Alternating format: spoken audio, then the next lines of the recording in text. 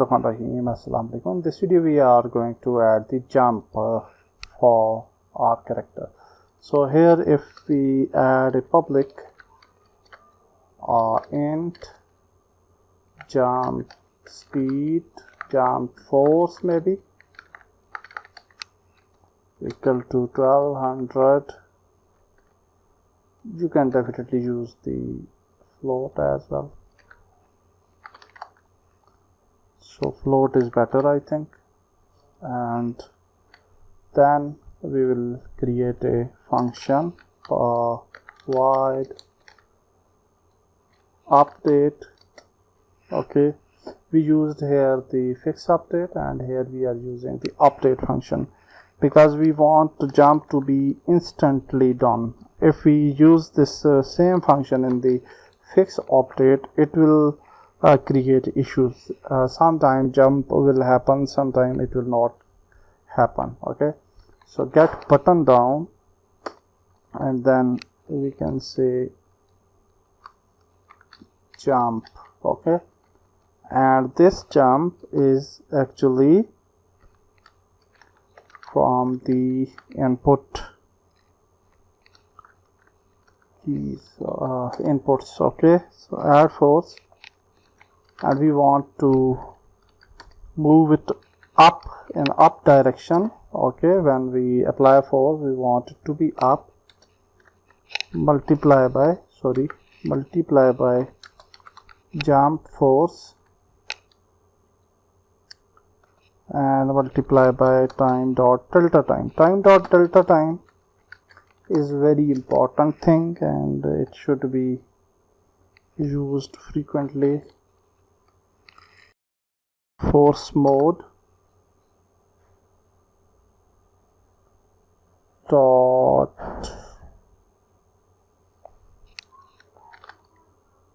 velocity change. Okay, so that's it. We can save it, and now hopefully jump should work. So this jump is actually, if you will go to the Unity, you can go here for the project settings and input manager. You can see that we have a jump here, and this is a jump button, and for this position button, a positive button, space key will be pressed. Okay, so when we'll press space, it should jump. So let's play, and yeah, jump. Okay, so you can see it jumps, but very so big jump. Okay, let's make it here so that we can see the things. So here if we jump, oh my god, that is too high, and even now it didn't return. Okay, so we go to player, and for the drag, if we press 1, select 1, and now if we jump, we have very big jump. So let's make it 0. Okay, let's move back, and for the jump force we have a public float, and initially we'll just make it 200. Let's try it again.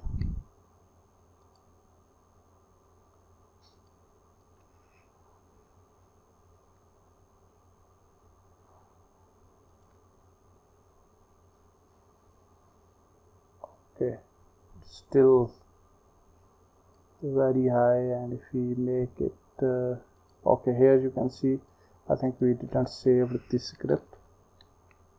Save it, and now return back, and let's make it 100 or 200. Okay, for restricting the jump so that we can jump only once. So sorry, currently we can jump in the air as well. So I have created another private bool can jump equal to true. Initially we will make it true, and then inside the jump function we'll say that and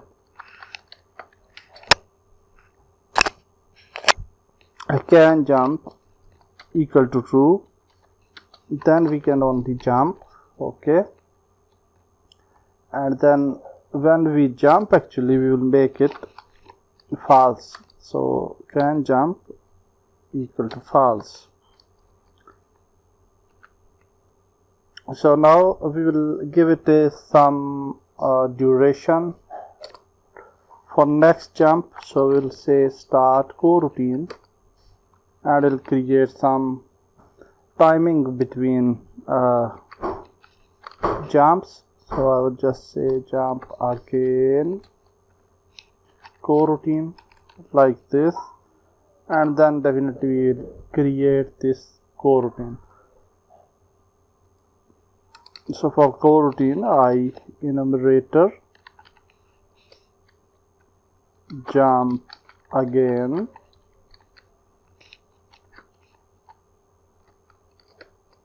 and then we will give it some wait, return new, wait 4 seconds. I will give 1 second for this. So 1 second is enough, and then can jump again. Definitely use the train system to detect the tray cast, and then detect a train, and then make it happen. But anyhow, this is another method. Okay, so for some reason jump code was not working fine, and it was jumping sometime very high, sometime very low. So I have created a new code which is very simple. Directly we are using the key code dot space, and then can jump, and I think we can delete these lines because this is not needed now, and now it will work fine. And for the jump again we can use 1 second. Okay, so now you will see that hopefully it will be fine, and I think we can delete this jump force integer as well. We don't need it, and let's play it again.